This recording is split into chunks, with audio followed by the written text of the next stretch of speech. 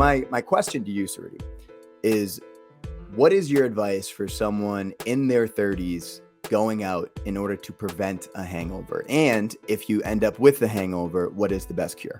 So I don't have a cure for hangovers, and they obviously only get worse with time. But I've been to a couple of bachelor parties in the last 2 months, and I have learned. This is very topical. I have a bachelor party next weekend, so I'm taking notes. I've learned a lot of things from these 2 bachelor parties.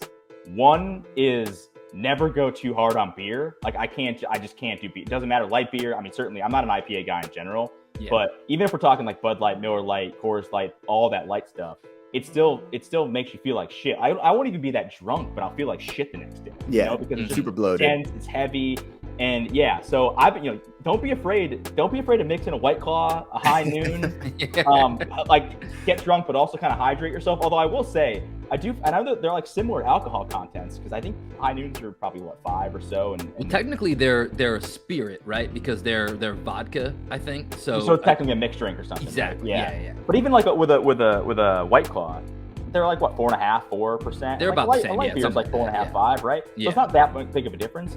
I feel like I don't really get drunk drinking, and my tolerance is as low as it's ever been. I'm not being a hardo here, but I just feel like I could drink like 10 White Claws and I'm fine. And and I don't know if you guys feel the same way. So like I would like have a balance between the two, like maybe like a 60-40 ratio of White Claws to beer, because if you're going all beer, that's a disaster.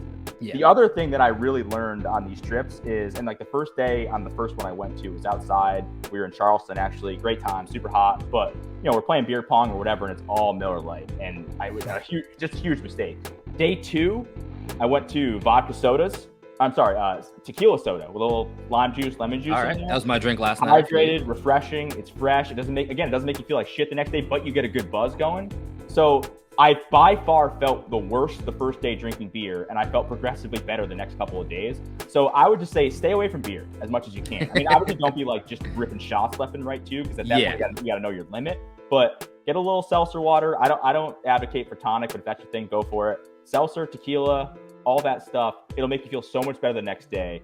And to my second bachelor party, that is exactly the game plan I went to. I drank maybe a couple beers throughout the entire day, only when we were playing drinking games. Everything else was just High Noons and White Claws. Yeah, I mean, I think a big factor is like the timing of it too, right? Because you think bachelor party, like those can be all day events. So like I just came back from not a bachelor party, but it was down the beach down in Cape Cod, and like we're sitting on the beach, so that was a big like daytime drinking, all about, especially near water, all about the High Noon at that point. Like that feels like the perfect kind of like day drink to set yourself up. But then when you have something at night, you got to also then kind of like figure out what does that look like, and like what is that mix gonna be, because it can get you into trouble. But I'm with you. You can't do like, especially now in our approaching mid-30s, like just like hammering Miller Lights or Bud Light, like from 11 a.m. to like 10 p.m. or beyond. Sometimes, depending on what your stamina is these days, like that's just going to be a disaster. I would be, if I'm drinking beer starting at like 11 a.m. or noon, I'm out by 6. Like I'm not making it past 6. Yeah, so, that's exactly how I am. So that's why, like, if you want to mix a couple in, or you want to save beer for later, which I wouldn't advocate for either, but you can do that. Don't drink beer for like 6 hours during the day and expect to be coherent and alive at night. It's like the uppers and downers thing. Like you got to, like, again, mix in a couple waters during the day if you're doing some day drinking, because day drinking takes, I mean, it takes so much out of you. Out in the sun. Yeah, so I think the older you get, the more you become like not complacent, but satisfied with like, all right, the day drinking is my day. Like, you know what I mean? Yeah. Like I don't need the night. I just need the day. And I actually prefer that, because then you have time to like wind down, and then like the next day you're good. Bachelor parties sometimes can be a little bit different. Like I'm going to Chicago next weekend, and we're filling a good amount in within like less than 72 hours basically.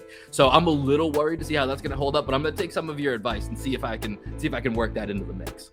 Yeah, mixing alcohols too. Like if you're doing a bunch of different mixed drinks as well, recipe for disaster. Younger Ceruti, younger you guys, I'm sure like you can handle it. The immune system's fine. You bounce back quick. Yeah. If I'm going like cocktails, beers, White Claws, shots, anything with sugar in it, like I might as well.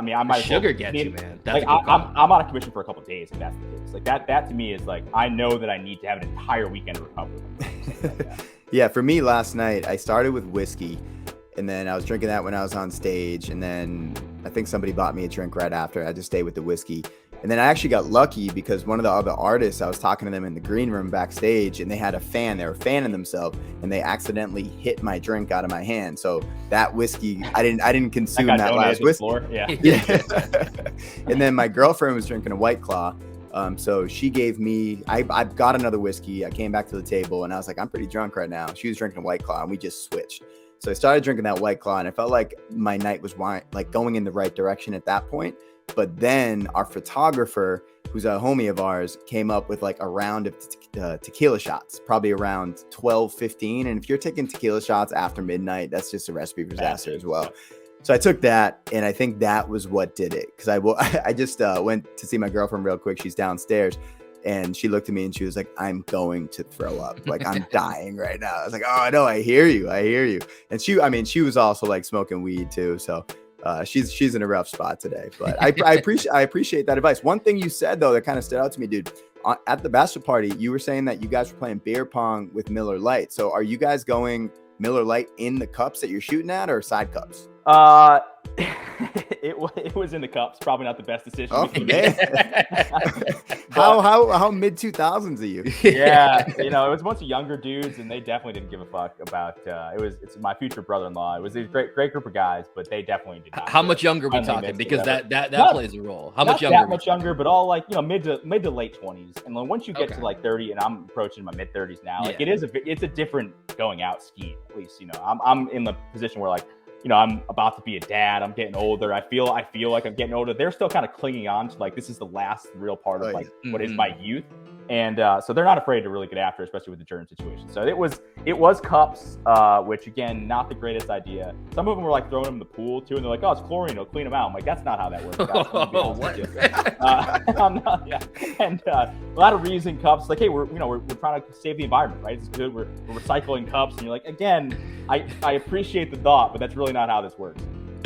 Oh man, so what was it like being the elder statesman of that group? Were you trying to provide some sage advice along the way, or was it just you trying to blend in and keep up? I was trying to survive, and I'm also here's the thing too is there was supposed to be a guy older than me that was supposed to come, and he dropped out because this kid had like a recital or something. So I was like, damn, I'm really gonna be the oldest guy here, which isn't really that big of a deal. Like nobody actually cares, but in my own head, I'm like, it ended up being fine. But one thing I'm never afraid to do is I will Irish exit any situation. Like if it's time for me to go to bed, I will go to bed. And our flight, I think I woke up at 4, our flight was at 6:30. We get in, we're drinking by 11 a.m. and you're drinking all day. Like 9:30 p.m. hit, and I'm like looking around, I go, this is it for me. Like if I go any further, I'm not going to chase the night. If I go any further, like this is going to be bad news. I'm going to regret it the next day. Do not be afraid to retire early for the night. I mean, you pick like one night, I guess, if you got like 3 in a bachelor weekend, like don't be afraid, I guess, stay up till 4, get after it, do your thing. But know when it's your time to retire.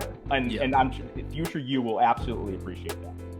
Yeah, it's funny. Right before you came on, I was actually telling Will, because I'm like the king of the Irish exit. And last night I made a decision not to Irish exit, and I actually said goodbye to everybody that was there, because it was a show that I was doing, so a bunch of people came out to see the show. So I didn't want to be like that guy to Irish exit his own show, which I've done before. But I said goodbye to everybody. I said goodnight to everybody. I was really proud of myself. But I agree in general.